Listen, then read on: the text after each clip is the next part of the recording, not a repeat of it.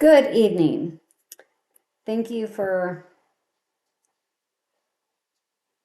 looking at my post. And my policy that I want to look at is authorizing the firing squad to take place of the lethal injection. And this relates to the House Bill, Idaho House Bill 186, which passed in 2023. This legislation authorized the use of the firing squad as a secondary method of execution when lethal injection drugs are unavailable. The reason that I also brought this up is we are about ready to execute our first female death row inmate in the state of Idaho. And previously, Clemens has come up for his execution 3 times and was unable to because of the lack of the drugs for the lethal injection. And this aligns with human dignity and causing additional harm to people when they are not able to carry through their sentence. I selected this policy because it directly engages with pressing constitutional questions under the 8th Amendment, as well as the broader ethical debate surrounding capital punishment. The decision to reintroduce the firing squad illustrates the ongoing tension between maintaining lawful sentences and upholding standards of human dignity.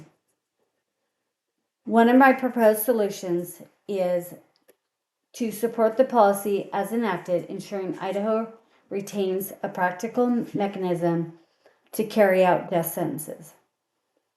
Due to drug shortages that have made lethal injection increasingly difficult to administer, causing delays. By authorizing alternative, the state ensures that judicial rulings can be enforced without indefinite proposal.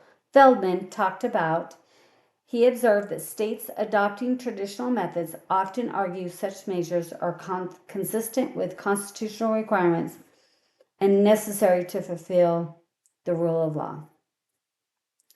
Here is my alternative solution. One of the reasons as well is that it roughly costs a state $1 million per prisoner to execute. And if we reduce reliance on capital punishment altogether and replacing it with life without parole, then we are being accountable and we are protecting constitutional laws and legislation.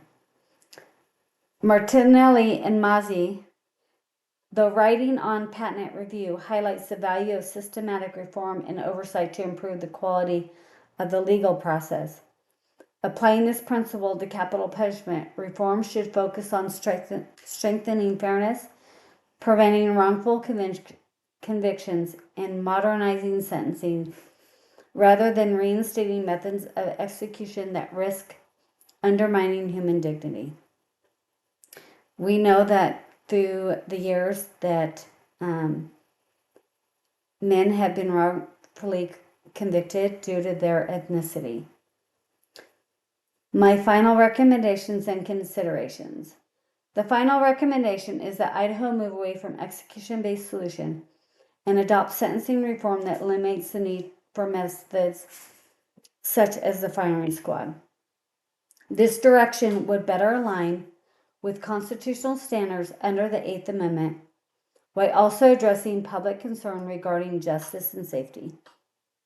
Implementation would require legislative commitment, transparent public engagement, and a clear provision for victims' family to ensure confidence in the justice system. In the long term, this reform offers a sustainable balance between lawful accountability and respect for human rights. Thank you, and I look forward to your comments.